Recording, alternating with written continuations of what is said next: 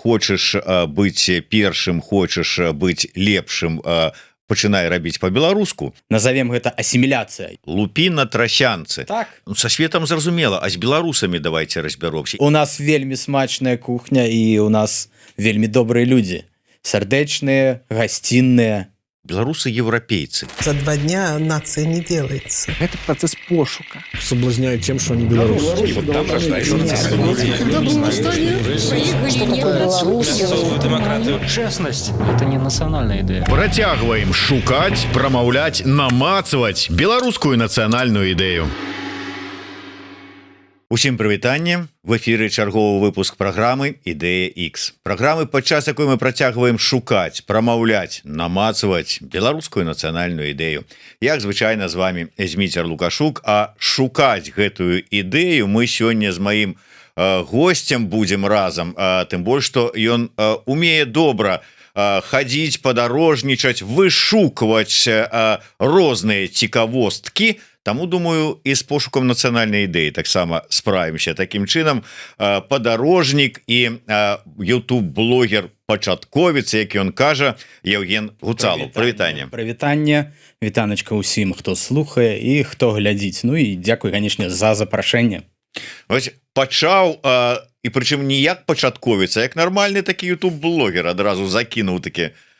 Евген, а як увогуле прыйшоў да думкі, што трэба ствараць свой YouTube-блог падарожніка, прычым на беларускай мове? Чаму? Вот было адразу такое прынцып, ці можа быць не адразу, а праз нейкія пошукі, развагі і пакуты гэта рашэнне па-беларуску весці? Ну, па-першае, YouTube-канал быў не так давно запушчаны, а запусціў яго. А Інстаграм ужо давно веду, і Інстаграм спачатку быў на расійскай мове. Но потым перайшоў на беларускую, ну а беларускую мову ўжо YouTube вырашыў ўжо менавіта весці на беларускай, таму што мне здаецца, што на дадзены момант не хапае беларускамоўнага трэвел-кантэнта. Я захапляўся з юнацтва, можа нават і з дзяцінства, не памятаю, калі я ўпершыню пабачыў падарожжа дылетанта, і мяне гэта вельмі захапіла, гэтыя прамовы заўсёды, гэтыя гаворкі, распавядаў ён так цудоўна. І вось у некаторы момант з'явілася ідэя запусціць свой праект, трэвел-праект, таму што вельмі багата вандрую, але гэта, як заўсёды ў нашым жыцці, адкладалася. Спачатку я ўсё там хацеў набыць штосьці больш-менш нармалёвую нейкае абсталяванне, каб здымаць якасна. Потым я штосьці зрабіў, мне не спадабалася, гэтая заніжаная самаадзнака. Ну, то бок, не так даўно я сустрэў хлопцаў, і яны сказалі: ну, не замарочвайся, здымай на телефон, і у цябе ёсць ужо гледачы ў Інстаграм, і таксама прыйдуць на YouTube, і будзе менавіта зацікаўленасць, таму што, да, ніша не занятая, то бок, дзярзай, рабі. Але я разумею такі вот прынцып, асабліва ў нашых умовах. Ну, правда, на сёння ўжо не ведаю, наколькі гэта актуальна, таму што даволі шмат людзей там перайшло на мову, пачало розныя праекты, там ідэі ўвасабляць па-беларуску. Але ў свой час, здаецца, Сергей Шупа мне сказаў так, што хочаш быць першым, хочаш быць лепшым, пачынай рабіць по-беларуску. Але сёння, можа, гэта не так працуе з аднаго боку, з другого боку, ну, как бы, кожны ж ютубер, можа быць, так думае: ой, бы мне мільёны падпісчыкаў, там сотні мільёнаў праглядаў, а по-беларуску, ну, рэальна ж, калі глядзець, гэтага не атрымаеш, ну, прынамсі, вот так вот сходу. Да нават не то, што сходу, колькі людзі працуюць, а, скажем, мільёнамі, якія ёсць у тых же самых рускамоўных блогераў, не атрымліваем. Чаму? Ну, па-першае, так, я згодны ж, багата хто пісаў паведамленні ў Інстаграм, пісалі, што калі будзеш рабіць на беларускай мове, ты губляеш цэлевую аўдыторыю. То бок рускамоўных, калі будзе рускамоўны, то будуць больш ахопы я адказаў адразу так прынцыпова, што для мяне лічбы гэтыя не важны. Для мяне тут больш хвалявала моя ідэнтычнасць, і мне хацелася менавіта рабіць на роднай мове, таму што каб яна далей існавала і працягвала існаванне, развівалася ў нейкім увогуле іншым і новым фармаце. Ну, лічбы гэта просто пасля лекторыю, напрыклад, як я памятаю, калі я па Польшы ездзіў з лекторыямі, распавядаў пра свае падарожжы, то нават 50 чалавек, калі прыходзіць, ты ўжо бачыш 50 чалавек. А калі я гляджу нават, напрыклад, зараз прагляды, мяне на дадзены момант першае відэо праглядзела 600 з нечым чалавек, ну, я просто уяўляю, колькі гэта чалавек вось у якой-небудзь зале. Ну, гэта ж каласальная колькасць. А мільёны, ну, будуць калі-небудзь, не будзе, ну, не будзе. Вы сказали про тое, что вам важно там скажем, ідэнтычнасць, пытанне ідэнтычнасці. А калі вы вызначыліся со сваёй ідэнтычнасцю і як это адбывалася? Со сваёй ідэнтычнасцю я вызначыўся. Мабыць, гэта нас прыйшло канкрэтна разуменне у 22-м годзе. 24 лютага, калі я прачнуўся, на той момант я жыў тады яшчэ ў Турцыі. У мяне там за некалькі дзён да гэтага быў дзень нараджэння, прыехалі маі бацькі, і я пачытаў навіны, і я зразумеў, што ну так не можа больш працягвацца, і трэба размаўляць на сваёй мове. Мне не хацелася на той момант размаўляць на мове агрэсара, на мове людзей, якія неслі агрэсію ў суседнюю краіну, і хацелася б аддаліцца неяк ад гэтага. Ну і вось, мабыць, у той дзень было прынята рашэнне, я перайшоў на беларускую мову, Інстаграм свой перавёў, ну і пачаў размаўляць як-ніяк па-беларуску. Ну, я на дадзены момант разумею, што можа і зараз я нейкія памылкі дапускаю, але у нас у вёсках, у нас у Беларусі гаворкі, дыялекты, да тая ж трасянка, ну, наша краіна багата на беларускую мову, калі нават і людзі кажуць, што мы размаўляем па-руску, а ты пачынаеш іх слухаць, спадарства, вы на трасянкі, і у вас дыялект, гэта беларуская, гэта чыстая беларуская мова. Ну так, як у свой час казаў шматгадовы старшыня таварыства беларускай мовы Олег Трусаў, ніхто не гаворыць на чыстай беларускай мове. Нават класікі беларускай літаратуры, таму не трэба саромецца, лупі на трасянцы. Так, згодны. Але, вось вы кажаце, у нас у вёсцы, а вы адкуль? Моя матуля родам з Палесся, можа ведаеце такую вёску Альшаны, гэта гурковая сталіца. Вось, нарадзіўся я ў Брэсце, і першыя некалькі год я жыў, пакуль матуля вучылася на той момант інстытут імя Пушкіна у Брэсце, я жыў у бабулі, і я лічу сябе палешуком. Таму што вось маё жыццё пачалося на Палессі, і нават кожнае лета я там праводзіў, і я сябе лічу палешуком. Вось гэта моя радзіма. Я ведаю, што у палешукоў у кожнай вёсцы свая мова паляшуцкая, ну ці свой дыялект, скажем так. А вы якім дыялектам валодаеце паляшуцкім? Ну, калі я быў у тым асяроддзі, канешне же, я размаўляў па-альшанску, гомоніл, як яны гомоняць. Альшанцы гомоняць. Там нават дыялекты, калі ты ад'язджаеш вось Альшаны, побач Семігосцічы. 3 кілометры, і там ужо будзе адрознівацца гаворка. А калі ехаць бліжэй да мяжы куды-небудзь на Цераблічы, это ўжо альманскія балоты, там увогуле будзе больш украінскай. То бок... Наколькі на сёння, вот, калі у вас ёсць, конечно, інфармацыя, ёсць звесткі, ну там можа ад сваякоў, ад знаёмых, там ад іншых, наколькі вось гэтае сваё паляшуцкая мова, гаворка, яна захоўваецца, таму што на Палессі, таму што я ведаю, калі браць цэнтральную Беларусь, калі браць вёскі, то там дзеці у вёсках, вясковыя дзеці, беларускую мову, вот я на сабе бачыў, калі там вот я прыходзіў ще до 20-го года, там на вёску прыехаў, да калонкі падышоў, і я гаварыў па-беларуску, дзеці мяне не разумелі. что я кажу, тому что глядзелі на мяне такімі вачымі, бо яны выхоўваюцца расійскім тэлевізарам. І на вёсцы ўжо по-беларуску там на трасянцы прынамсі ніхто не гаворыць, і гэта шмат дзе, я не кажу за ўсе вёскі ўсёй Беларусі, але гэта вельмі шмат дзе. Што на Палесе? Ну на Палесе, мне здаецца, без змен. Там як гаманілі альшанцы на сваём дыялекце, так і гэта застаецца. Да, калі яны пераязджаюць у горад, у вялікі населены пункт, назовем гэта асіміляцыя, яны пачынаюць размаўляць на той мове, на якой ім будзе зручна. Ну то бок хутчэй за ўсё гэта расейская.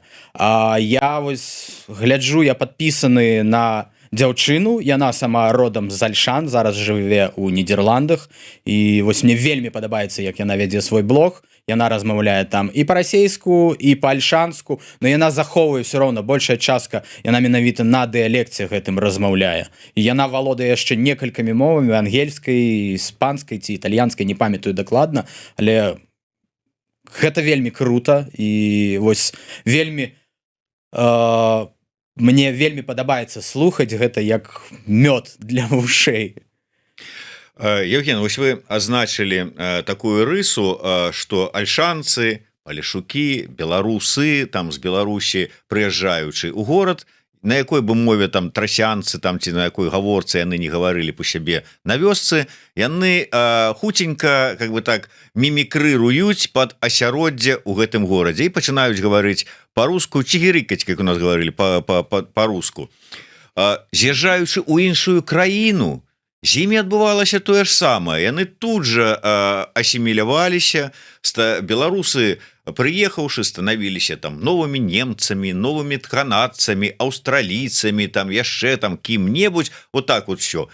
Здавалася б, гэта тая рыса, якая дазваляе беларусам і дазваляла ўсю іх гісторыю выжываць, заставацца, как бы так, захоўваць сябе. То навошта нам гэтая мова, навошта нам гэтая нейкая ідэнтычнасць і іншае, ўсё такое, свае асаблівасці, калі вось гэтая адметнасць прыстасоўвацца.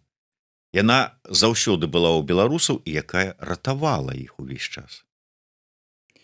Ну, мне здаецца, зараз сітуацыя ўсё роўна змяняецца. Я, напрыклад, не ведаю, што адбываецца на дадзены момант у Беларусі, але ось, напрыклад, у асяроддзі, па Еўропе, па краінах, дзе я вандраваў, дзе я сустракаўся з беларусамі, да, яны пачынаюць вывучаць мову краіны, у якой знаходзіцца, але вялікая колькасць людзей, з якімі я сустракаўся, яны паміж сабой спілкуюцца на беларускай. Яны падтрымліваюць традыцыі, святкуюць гэтыя ўсе святы, паглядзець нават, мы не будзем далёка хадзіць, Польша, наколькі гэтыя варушнякі ўсе, фэсты, там імпрэзы, вечерынкі гэтыя, і большая частка-то на беларускай мове.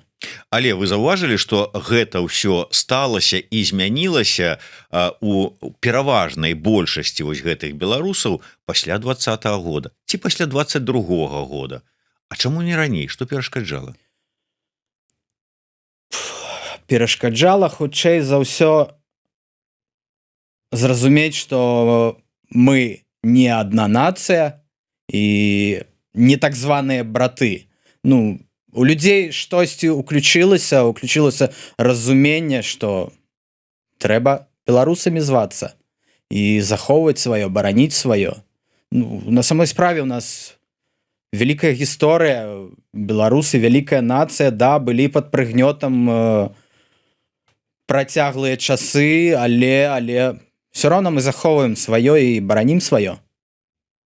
Я вярнуся да вашай асабістай гісторыі, то бок дзесьці вот у падлеткавыя, там у юнацкія гады, калі там вучыліся, вы не сутыкаліся з нейкай такой вось беларускамоўным гэтым змагарскім, тым свядомых гэтых там нейкім такім там шарам, гэтым кубам і не перасякаліся з імі, то бок у вас ніколі такога не было там паразважаць там, а што гэта я ж беларусы, а вот па-расійску гавару, а што гэта яны там вот там са сцягамі там нейкімі такімі белчырвона-белымі ходзяць.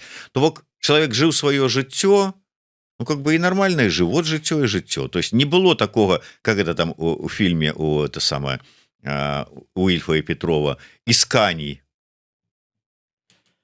Ну на той момант калі дзяцінства было мабыць гэта не так было разафішыравана і у сродках масавай інфармацыі на той момант я не бачу упершыню я побачыў пра нейкае змагарскае так званае асяроддзе гэта мабыць 94-96 год. Таму што ну я ў той момант вучыўся ў 98 годзе я скончыў школу і да гэтага часу мабыць ну я не бачыў нідзе не ўзгадвалася нічога такого. Ну і мабыць і не сачыў у той момант, але у 9 класе я дакладна памятаю, што экзамен па гісторыі Беларусі я прынцыпова сказаў, што я буду здаваць на беларускай мове. Мяне спрабавалі. Ну во, а кажа со сваёй ідэнтычнасцю разабраўся толькі ў 22 годзе. Дык оказывается он 9 клас табе таксама ўжо нейкія там прынцыпы і спробы разабрацца былі. Ну магчыма. Гэта хутчэй за ўсё не скажаш тут, што хацеў выдзеліцца, таму што... Ну вот а чаму?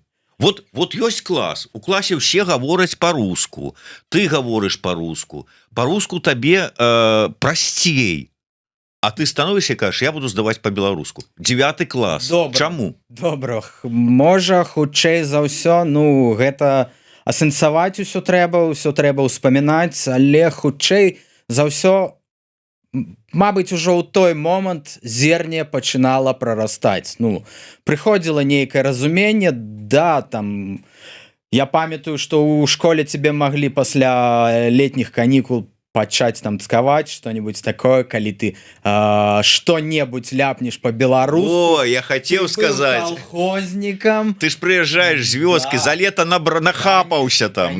Канешне. І проста ну у вачах аднакласнікаў ну не хацелася быць нейкім іншым, і ты зноў пераключаўся і размаўляў па-руску. Ну а потым штосьці ўжо ў галаве нейкае ўсведамленне пачынала з'яўляцца і проста хутчэй за ўсё да, гэта зерне пачало прарастаць тады. Ну, тады вот у той момант так вот, ну просто паспрабаваць прааналізаваць не было такого вот, а я выглядаю белай варонай і вот як тады сябе ўспрымаць? На той момант, канешне, гэта мне здаецца, я нават не ведаю да якога ўзросту ёсць гэта, а што аба мне падумаюць людзі і што я выглядаю не так як усе. Канешне, гэта было і хацелася адпавядаць гэтай масе, гэтаму соцыуму, якім ты жывеш. А пасля таго, калі я пачаў вандраваць, я пабачыў вельмі багата краін, пабачыў свет і не ведаю, мне зараз на дадзены момант не вельмі цікавіць, што аба мне думаюць і што аба мне скажуць. Я ўпэўнены, што для вялікай колькасці ну нейкі чудакаваты барадач, які вось жыве, бадзяецца, ну на самой справе я жыву сваё адзінае жыццё і я атрымліваю асалоду і я раблю тое, што мне падабаецца. Вось таксама давайте да гэтага такого да можа быть менталітэта беларуска прынята лічыць, што беларусы па сваім менталітэце гэта такія лясныя балотныя людзі, якія там сядзяць на адным месцы, вот у іх тут карані пушчаныя вось у гэты кавалак зямлі і яны за яго трымаюцца, яны могуць там куды-нибудь паехаць там, але так, куды-нибудь сорвацца і сваліць гэта не асабліва вот беларуская рыса. Ну не той менталітэт. Адкуль у вас гэта, што падарвацца і не то, што там з'ездзіў куды у Вільню, у Акропаліс на закупы там ці у Беластоку за калбаскамі там зганяў, а вот паехаць і вандраваць па свету. Адкуль это? Ну вы же разумееце, што вялікая колькасць людзей былі вымушаны з'ехаць у 20-м годзе, і менавіта з 20-го года пачаліся мои такія вялікія вандроўкі. Ну да гэтага да былі падарожжы невялікія там па Турцыі, па Расіі вельмі багата вандраваў, што пешшу, што на ровары, А пасля 20-го года ну просто вось вымушаны быў з'ехаць, і маё жыццё зараз па большай частцы гэта падарожжа. Добра, давайте мы больш пра падарожжы, але па шчырасці я вельмі таксама люблю вандраваць. Але ну як там па камандзіроўкі, там паездкі, там прэзентацыі, канферэнцыі, там заадно там свет паглядзець, ўсё гэта вельмі цікава. Але па роднай Беларусі, вот я зараз прыгадваю, я фактычна не ездзіў. Ну так, дзе там можа быць пару разоў, і то калі там па справах трэба было куды-небудзь паехаць, а тут каб сабрацца і там а паеду я пагляжу там, я не ведаю, якія-небудзь там хойнікі умоўныя, там ці альшаны, там ці яшчэ што-небудзь, што там ёсць цікавага, ніколі такога не было і жадання нават не было. Наколькі гэта распаўсюджанае ў беларусаў і чаму? На дадзены момант соцсеткі вельмі цудоўна працуюць алгарытмы, і яны мне падкідваюць людзей, якія не на дадзены момант пры фактычна зачыненай мяжы, а калі браць, вот скажем там 10 гадоў таму. 10 гадоў таму, ну мне здаецца, такой зацікаўленасці мала ў каго было, але мае падарожжы пачаліся раней. Менавіта і па Беларусі. Мы на роварах вельмі багата вандравалі, потым я пачаў пешу па Беларусі хадзіць, вандраваць, і мне цікава было паглядзець. Ну, я ведаю, як жыве, напрыклад, той Віцебск, той же Брэст, той же Магілёў. Я ведаў горад.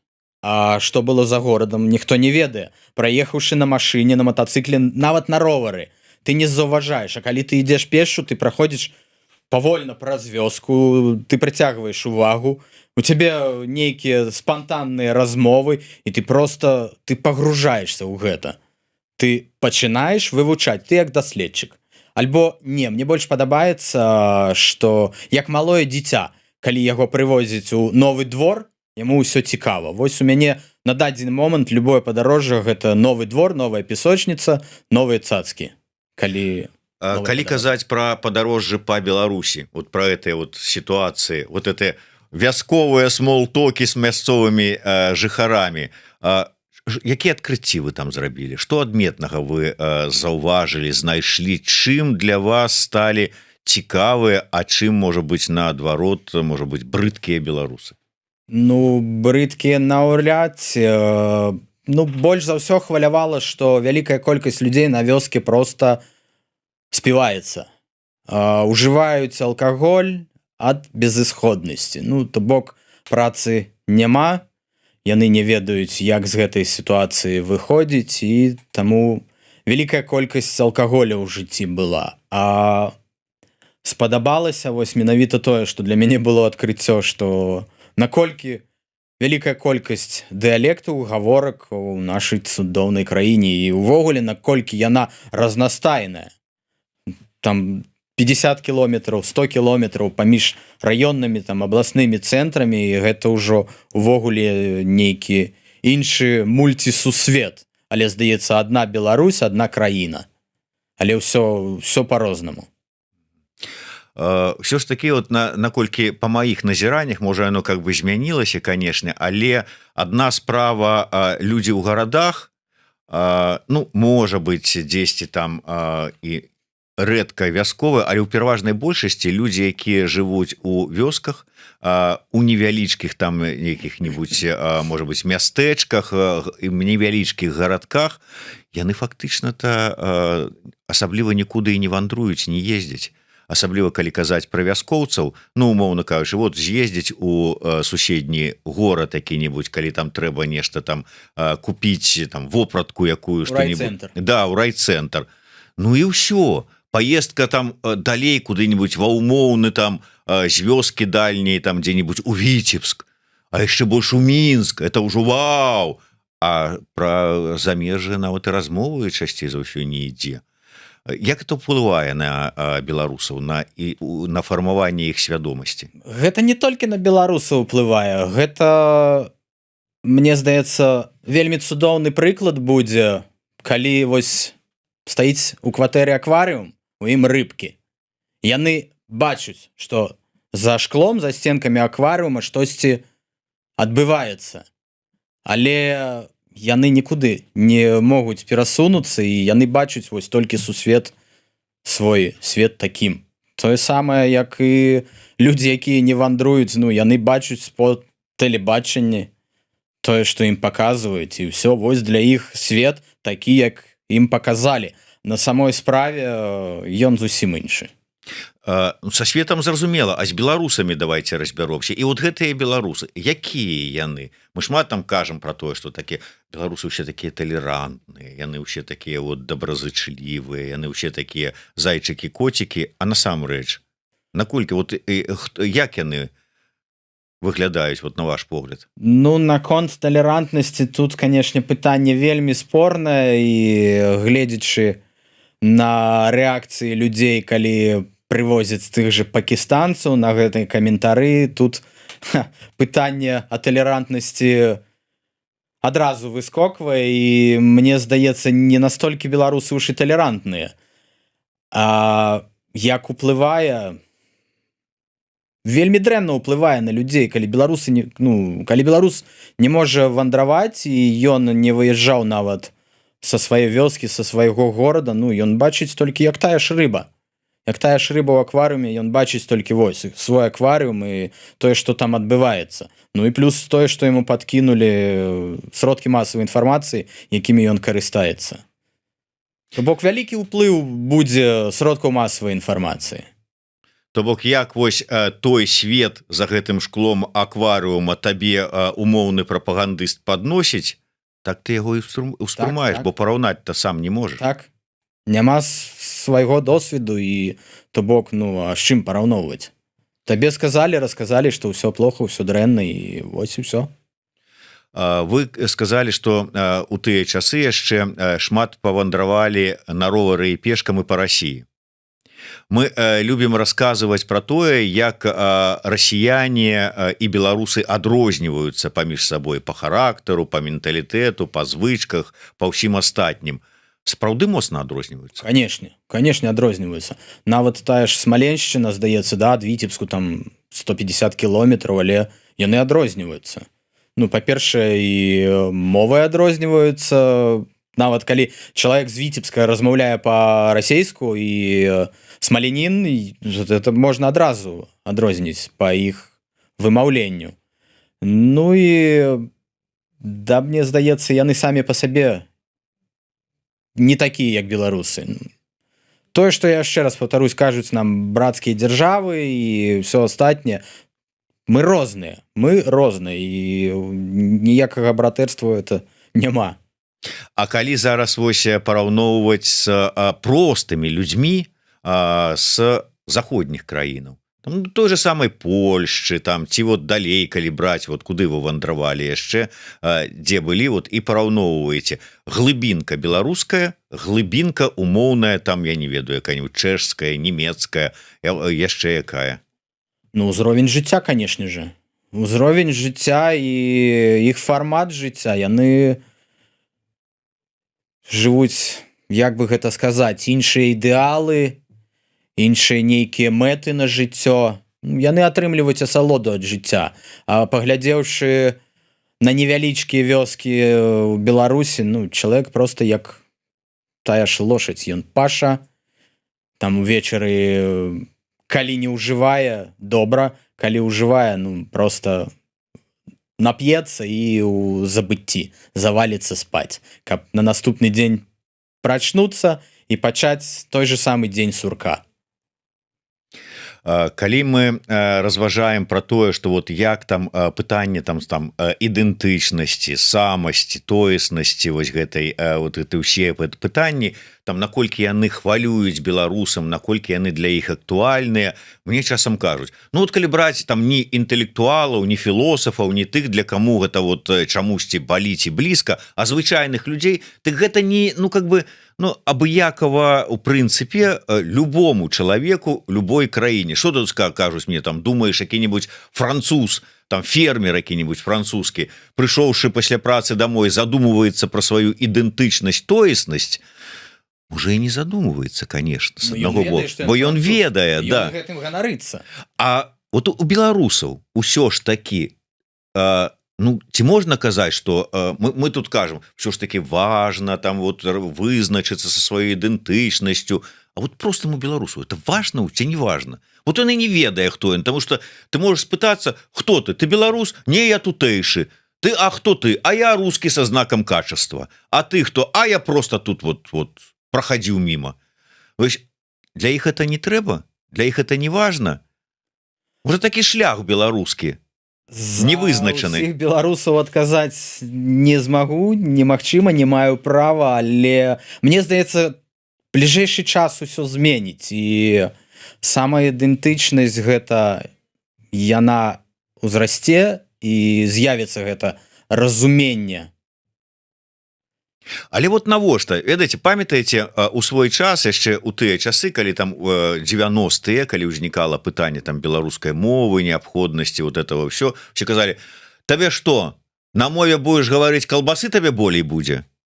Ці што? Так зараз можна пераносячы гэны аргумент на сённяшнія часы, казаць, ну што ты, разабраўшыся з сваёй ідэнтычнасцю, што табе ты там вайны пазбегнеш, жыць лепей станеш, там як зменіцца тваё жыццё? Вот для шараговага беларуса, вот сядзіць там умоўны там які-небудзь это самае Петя, трактарыст на вёсцы, вот такая ему разница, хто ён там по ідэнтычнасці? Працую сабе на трактары і працую. Ну ён, мне здаецца, все роўна скажа, што ён беларус. Я чамусьці вось упэўнены, што ён будзе лячыць сябе беларусам. Ну як кажуць, чалавек з сяла, ён лічыць сябе беларусам. Это можа, ну, дзе-небудзь у горадзе, да, там будзе ўжо нейкія памежныя гэтыя станы, а так вясковы на 90% я ўпэўнены, што яны лічуць сябе беларусамі. Ягін, пра ўсё ж таки падарожжа, як вы лічыце, ўсё ж таки наколькі важна было б для беларусаў, ну, можа быць, зараз яны гэтым больш актыўна займаюцца, але вось менавіта падарожнічаць. І наколькі гэта ўсё ж такі можа паўплываць на далейшае вось гэтае фармаванне сябе як асобы? Ну, па-першае, будзе з чым параўноўваць, людзі пабачаць свет, яны пабачаць, як жывуць іншыя нацыі, як яны захоўваюць сваю культуру, як яны захоўваюць традыцыі свае. Ну, мне нават вось параўнаць Азію паўднёвую, Таіланд той жа, і наколькі вось гэта традыцыі іх і ўсе гэтыя танцы захоўваюцца, святы, канешне, прыемна паглядзець. А без такіх падарожжаў, ну, як ты будзеш ведаць, што там адбываецца? Яны захоўваюцца для турыстаў?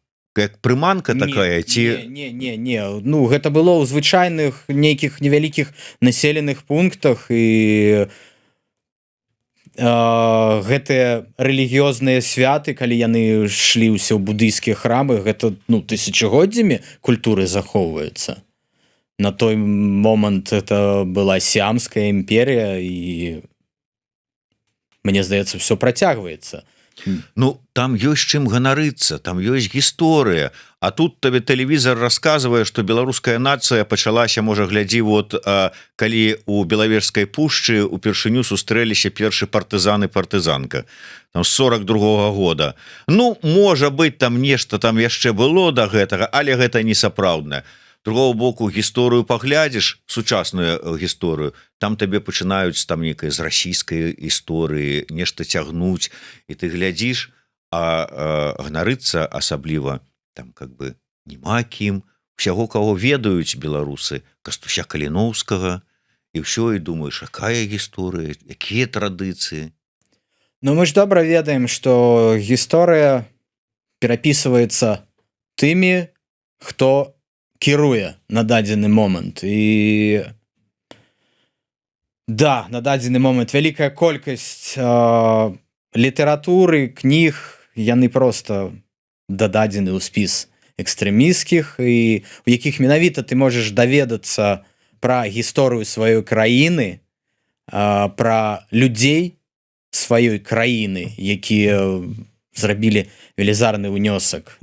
Напрыклад, кнігі таго Шарлова, і я не ведаю, дзе яны знайшлі экстрэмізм, але вось па яго кнігах можна выкладаць гісторыю Беларусі ў школе, каб дзеці, каб наша малое пакаленне, малодшае пакаленне, яно вучылася і вывучала гісторыю менавіта па такіх кніжках, каб яны ведалі пра свае карані і ганарыліся імі. На самой справе у нашай краіны вельмі старажытная і вельмі такая цудоўная гісторыя, і нам ёсць чым ганарыцца. Я па сабе шчыра скажу, па сабе яшчэ памятаю, але гэта шмат каго там датычылася ў тыя далёкія часы, там 20-15 гадоў таму, калі ты там едзеш куды-нибудь пачынак, умоўна кажучы, там просто пагрэцца на сонцы ў якую-нибудь Турцыю, ты ляжыш, і там да цябе які-нибудь замежнік падыходзіць і пытаецца: адкуль ты? І ты разумееш, што сказаць яму Беларусь, і ён, можа быць, і не ведае, дзе гэта. І тады табе сядзі пад гэтым сонцам, а ты хочаш ляжаць сабе каля вады, расказвай, а дзе гэта Беларусь, а што гэта за Беларусь, а чым яна адметная, яшчэ палезе з пытаннямі. І так, з Расіі. І гэтым усё сказана. Потым усё змянілася, але вот вы зараз у падарожжах, калі бываеце, няма такого, калі там, адкуль ты, хлопча, там дзе-нибудь умоўна ў якой-нибудь вёсцы, там далёкай, там ці ў Таіландзе, там ці там дзе-нибудь у Еўропе, і такое, што там буду расказваць, скажу, што ведаюць там з Расіі, там, ладно, пасля 22-го года ўжо з Расіі можа не хочацца гаварыць, скажу з Польшчы, і ўсё. Ці як з вами, у вас это у вашым выпадку працуе? Я заўсёды кажу, што я з Беларусі, навошта? Калі ўзнікаюць пытанні, дзе, да, бывае такое, што дзесьці невялічкія вёскі, я памятаю, гэта было ў Турцыі, ужо на мяжы з Сіріяй, я спыніўся ў турэцкай сям'і на некалькі дзён ноччу, і яны мяне ў першы ж дзень пачалі распытваць, адкуль я пачаў распавядаць, што з Беларусі па-турэцку Беларусь гэта Бязрусія, то бок Белая Русь. Я кажу, не Бязрусія, менавіта Беларусь. Они такія, окей, а дзе гэта? Я пачаў тлумачыць, з кім мяжуем, і там адзін хлопец, такі, мабыць, 10, можа, 11 клас, не ведаю, колькі год у іх вучыцца ў школе, ён ведаў, а тыя, хто больш старэйшыя, там старыкі былі, яны нават і не ведаюць, дзе тая Беларусія. Зараз добра ёсць інтэрнэт, заўсёды пад рукой, і можна паказаць, наколькі наша краіна прыгожая. Я адразу Планета Беларусь паказваю сайт і распавядаю пра краіну. Гэты момант, то бок, ладно, там адразу адкрыў телефон, мапу паказаў, мы тут, як это мяне там security, там дзеля цікавасці у аэрапорце у Чикаго там спытаюць, а дзе гэта Беларусь? А это быў 23 год, ужо ведалі пра падзеі збольшага, я сказаў, паміж Польшчай і Украінай. Ведаюць ужо і адну і другую. Палякаў шмат у Чикаго, Украіна, вайна, зразумела дзе. Как-то нават слова Расія і абышлі бокам. Але калі паказаць адно, карцінкі можна з планеты Беларусь сапраўды шыкоўныя паказаць, але калі спрашаць, а раскажы пра краіну, што там у вас, чым адметная, якія там цікавосткі, а якая гісторыя, што вы расказваеце? Я думаю, Беларусь за апошнія гады ведаюць за конт аднаго чалавека, і гэта прозвішча фігуруе вельмі багата нават у замежных сродках масавай інфармацыі. І менавіта па гэтаму прозвішчу і ведаюць Беларусь, і хто сачыць за навінамі, тое, што адбываецца ў нас у краіне, яны добра ведаюць, дзе знаходзіцца, што ў нас адбываецца, і як людзі жывуць. Канешне, яны толькі з гісторыі менавіта саміх беларусаў, а так Вось толькі закон, мабыць, аднаго чалавека можна. Ну і что вы рассказываете, калі пытаюсь, ну расскажи нам про Беларусь что-нибудь цікавае, что там у вас там, что у нас там Лукашенко і ўсё? Нет, у нас першыя друкары з Карына, у нас вельмі цудоўная прырода, у нас вельмі смачная кухня і у нас вельмі добрыя людзі, сардэчныя, гасцінныя, Толерантныя, гэта мы уже высветлілі. Заўсёды будуць рады. Евген, калі казаць пра ўсё ж таки Беларусь, ну, можа быць, пра Беларусь нашай мары пагаворым. Шмат мы кажам пра тое, што Беларусь — это Европа, беларусы еўрапейцы. Вот ты пахадзіў, пагаварыў там з людзьмі. Еўрапейцы? Да, беларусы гэта еўрапейцы, дакладна. Вось нават некалькі дзён таму я вярнуўся з Падляшша, і я зразумеў, наколькі нашы гісторыі перасекаюцца, і мне здаецца, што мы больш падобны да вось менавіта гэтай часткі Польшы, беларусы, чым да Расіі. Вот акурат таки узгадали Падляшша, і ввогуле, калі зараз мы зараз так з таким можем там как бы гонарам за сябе казаць про тое, што адбываецца ў дыаспары, як дыаспара імкнецца захаваць вось гэтую беларускасць, развіваць яе, пашыраць яе. Але як вам падаецца, усё ж таки, ці здолеем мы захаваць эту беларускасць на працяглы час? Дыаспора можа быць вот этой вот Беларусю па-за Беларусю? Канешне, здолеем.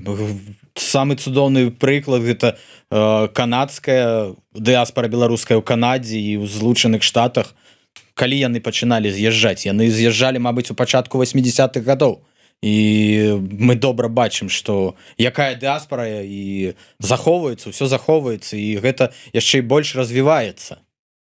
Ну, ўсё ж таки, гэта не сакрэт, што, ну ладно, дзеці, яны ўжо дзесьці трошку на дыстанцыі, але яшчэ ў гэтай ўсёй справе, а ўнукі, а тым больш праўнукі, гэта ўжо ўсё адрэзаны ламуць. Не? Ну, тут залежыць, канешне, ад бацькоў, як яны гэта будуць пераносіць і перадаваць, але дзецям у замежжы ўсё роўна цікава, калі, ну, яны прыехалі, там іх продкі з іншай краіны, яны ўсё роўна пачынаюць цікавіцца гісторыяй.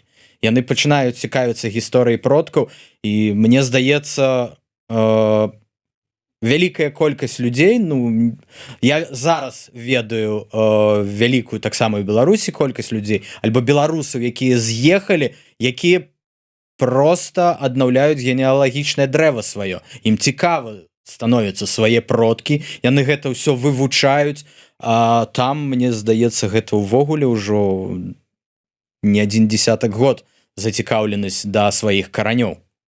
То бок, калі ты ўжо маеш нейкія, так скажем, адносіны, стасункі да гэтага ўсяго, і ну, тебе ўсё роўна будзе цікава вывучыць сваіх продкаў і даведацца пра іх. А як вам падаецца, ўсё ж таки, вот мы можам паспрабаваць пабудаваць сваю Беларусь па-за межамі Беларусі, але ці ёсць у нас шанец вярнуць сабе сваю Беларусь? Сваю Беларусь мы абавязкова вернем, і абавязкова вернемся, і трэба гэта ўсвядоміць, і трэба з гэтым і ісці. То бок, калі пачынаць думаць, што нічога не атрымаецца, ну, на самой справе нічога і не атрымаецца, а мы мусім і павінны быць упэўнены, што у нас все атрымаецца. Ну, але якім чынам? Я разумею, вот это такой прынцып падарожніка, калі ты сабе выбраў мэту дайсці туды, ты вот хочаш там хоць што рабі, але ты мусіш дайсці. Але якім чынам тут нам дайсці? Гэта, ну, как бы изморам узяць, сілавы сцэнар, ці вот на што? Ну, ўсё роўна ж бачыць людзі, якія засталіся ў Беларусі, што адбываецца. Яны сочаць за дыаспарай і больш зацікаўленасці становіцца да беларускасці. То бок, няма розніцы, колькі кіламетраў паміж намі. Хай гэта будзе дыаспара ў Злучаных Штатах, хай гэта будзе дыаспара ў Нямецчыне, у Турцыі, у Польшчы, але яны бачаць, што дыаспара святкуе, яны пашыраюць беларускасць гэту, ну і просто уключаецца, што а чаму мне гэта не рабіць, калі я знаходжусь у Беларусі? Да, я разумею, што бывае час ад часу аблавы на нейкія мерапрыемствы, але ну без ахвяр нічога не адбываецца. Прабачце. Ваше меркаванне, ўсё ж такі беларусы, беларускі этнас, беларускае грамадства, яно у нацыю сфармавалася ці не? Так, сфармавалася. А вы ўвогуле гэтае пытанне глупым не лічыце? Нет. Ну я до того, что как бы мне там часам кажуть, що за пытанне там, что, чаму ты не упытаешься там у палякаў, у немцаў, там у туркаў, нацыя там, вы нацыя ці вы не нацыя яшчэ, ці ўжо там ці што, а у беларусаў пытаешься. Я кажу, тому что у кожнага беларуса спытайся і у кожнага свой адказ. Адзін кажа, мы сфармаваліся з 1000 гадоў таму, другі кажа, мы пачалі фармавацца ў 20-м годзе, трэці кажа, у 22-м закончылі, а чацвёрты кажа, яшчэ не пачыналі фармаванне. То вот ваше бачанне. Сфармаваліся, канешне. З вялікай гісторыі. Ну, просто кожны транслюе тое, што ён бачыць, тое, што яму, груба кажучы, упіхнулі. Ну, я бачу, што беларусы сфармаваліся, і яны гэта абавязкова 99%, а ў бліжэйшыя часы гэта выкажуць і пакажуць. Яны ўжо на дадзены момант, калі ты ў сацыяльных медыа гэтых глядзіш і па пастах супраць вайны пішуць рускія браты, ну, што вы не браты нам, ужо ідзе гэты раскол, што, ну, у нас ёсць свая ідэнтычнасць, давайте не будзем, вось, што мы з вами браты, у нас розныя ўвогуле культуры і розная гісторыя. Але вас не здзіўляеце, дакладней так, не крыўдзіць, што, ну, в прынцыпе, нацыя-будаўнічыя працэсы ў Еўропе пачаліся там где-то 18 стагоддзі. Хай тут бліжэй да нас цэнтральная там усходняя Еўропа, гэтыя працэсы закончыліся ў кагосьці ў 19-м, у кагосьці ў 20-м стагоддзі, 21 стагоддзе. А беларусы ўсё яшчэ нешта там фармуюцца, нешта яшчэ з нацыянальным этим будаўніцтвам яшчэ нешта сабе там вырашаюць, спрабуюць. Думаеш, што это? Ці это у нас такі шлях? Ці это вот наша такая наша адметнасць? Ну, гэта не адметнасць, гэта хутчэй за ўсё, што да па большай частцы ніколі не было поўнай інфармацыі аб нашай гісторыі. Ну, гэта было нейкімі заўсёды кавалкамі. Спачатку Савецкі Саюз, мы адна вялікая імперія, да, там ёсць нейкія рэспублікі, але нават на тыя моманты колькі выдавалася, ну, можа, калі я вучыўся ў школе, беларускай мовы на самой справе было у разы больш, і можна было штосьці даведацца. Раней уплыў спачатку расійская імперія, потым Польша, ну, да гэтага вялікае княства літоўскае, але ж усё зараджалася на нашай зямлі, на тэрыторыі Беларусі сучаснай. То бок, мне здаецца, што мы павінны все-таки з гэтым неяк пазмагацца. Ну, за гэта пазмагацца, да, іншая справа, што ўсё ж такі гэтыя нацыя-будаўнічыя працэсы, ведаеце, мне неяк сказалі таксама, што, ой, кажа, што ты прыцапіўся да гэтых нацыя-будаўнічых працэсаў? Ну, можа, вот у беларусаў такі свой шлях, у іх шмат у чым, я бачу, адметны шлях, не падобны ні на каго. Вот і тут, ну, все завершылі, а наш шлях у тым, каб вот такім незавершаным і быць, і заставацца, не вызначыцца ў канцы канцоў са сваёй ідэнтычнасцю. Памятаеце з гісторыю сям'ю Івановскіх, дзе сыны павыбіралі па выніку, 3 сыны былі, і адзін стаў літоўцам, адзін стаў палякам, а адзін беларусам. Вот як это наш шаноўны прафесор гісторык Павел Церашкович сказаў, што у беларусаў такая ёсць адметнасць абраная ідэнтычнасць. Ці прасцей кажучы, як сказаў Зміцер Дашкевіч, беларусамі не нараджаюцца, а беларусамі становяцца. У пэўны момант яны выбіраюць, якая ж у мяне ідэнтычнасць, кім я буду? Палякам, расіянам, там беларусам ці яшчэ кім-небудзь. То бок вот гэта наша шчасце ці это наша бяда, што вот у нас вот такая сітуацыя і такая магчымасць выбіраць сабе ідэнтычнасць. Гэта наша бяда хутчэй за ўсё. Што вось мы сутыкаемся перад такім выбарам і не можам зрабіць выснову і, як бы сказаць, определиться, хто ж усё-таки якая наша ідэнтычнасць, але я паўтаруся яшчэ, што час усё зменіць і наша нацыя устане і зразумее, што сказалі, ведаеце, беларус у такім выпадку можа стаць як алмаз такі шматгранны. Ён пабыў пэўны час жыцця свайго там рускім, так. другі раз пабыў там якім-нибудь палякам, потым раз і пасля 22-го года вырашыў, не, я беларус.